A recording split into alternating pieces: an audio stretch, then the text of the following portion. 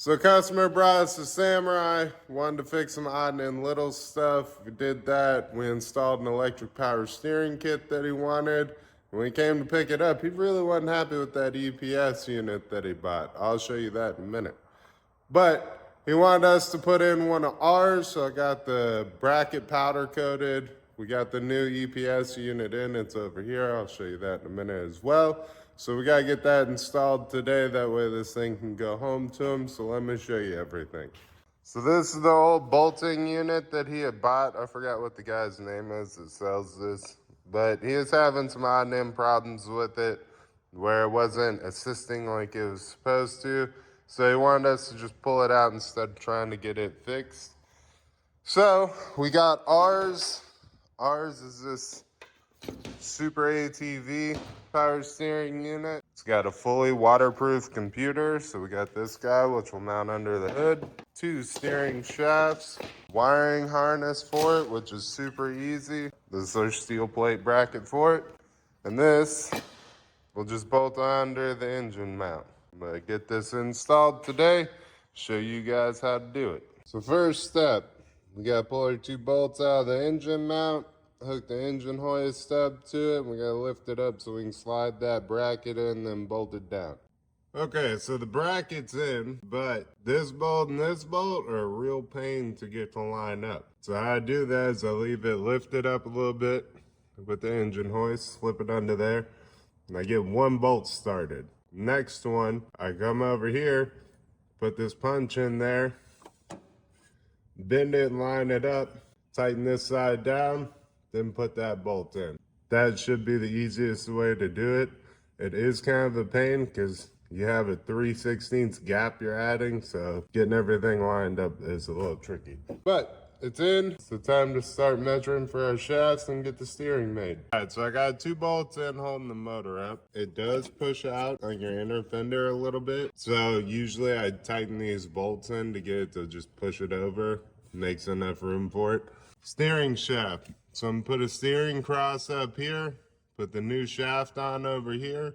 Now cut it down to length and weld it to this steering cross that's on this end. So this shaft won't be a slip shaft. I'm gonna take the factory steering shaft that comes out of here and I'm gonna make a slip shaft on this end with the new one and the old one. Okay, so 1 shaft in. So this shaft from the end of this steering cross to the end of this one, 7 5/8 of an inch. So I'm gonna pull this back out, I'm gonna paint it, and then I'll put it back in. To get this in, since this is in a slip shaft because it's so small, I loosen the bolts holding the motor in, slip this side on first, get this side started, tighten the motor bolts, and I'll pull it forward, pushing the shaft the rest of the way on. You may have to tap it with a hammer or something, get it to slide all the way on once the motor's back in place. But as you can see, bolt up there, bolt down there, lines up perfect. 7 5/8 of an inch from end of the steering cross to end of the steering cross.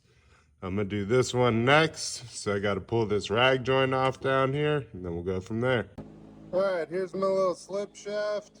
This end is 5 1/8. This one is 7 inches. So I have my little slip shaft here. Let's see if I can get it in one-handed. Bam. U-joints are phased, ready to go in. You put this in, you'll find your little notch spot here for the bolt.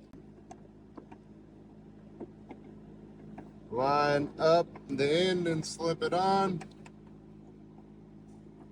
Then come to this end, slip it on, put your bolts in, done.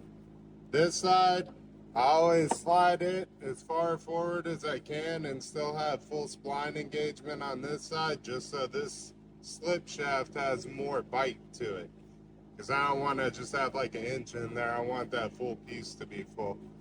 So, anyways, so now, gotta pull this out, hit it with some paint, put this side back in because it should be dry, put that side back in, hook up some wires, and we'll be ready to test it. Alright, so got it all in, got it all bolted down tight. Yes, my wire's just hanging there. You can see we got plenty of room between the header. I haven't had any issues with these overheating from being this close. Some of them do sit pretty tight, but this one's got plenty of room. and even the closer ones have never had an issue with them overheating. See these two screws here? We're gonna pull those out, and this flat spot right here is perfect for the computer. So I'm gonna mount the computer right there. All right, all my wires routed. Everything's hooked up. There's a little red light right here. That'll tell you if anything's wrong with it or not. So let's make sure she works. Key on, all the way left, all the way right. Back to the center. So now I gotta straighten the steering wheel because when I put it in, I wasn't paying attention to which way it was pointing. If you have that problem, you pull this off, and there's a 17 millimeter nut right here. Pull that off, pull your steering wheel off, put it right, put it back on. It's just all in. I think it took me like maybe 3 hours. All that's left is to run these. Mounting holes for the box are 3.5 inches apart. So you poke 2 holes just bigger than a M6 bolt. That bolts down, no problems, everything plugs in. Does clear the factory jack, should you still have that. So now, I gotta run these over to the battery. And then this is ignition hot. Luckily, this is a fuel injected model and has a square vent dash. You have a square vent dash, you can put a bullet connector on the end and hook it to this guy right here. This one that's in here was for the old power steering, so I'm just gonna unplug it. I'll plug in this new one, we'll be done.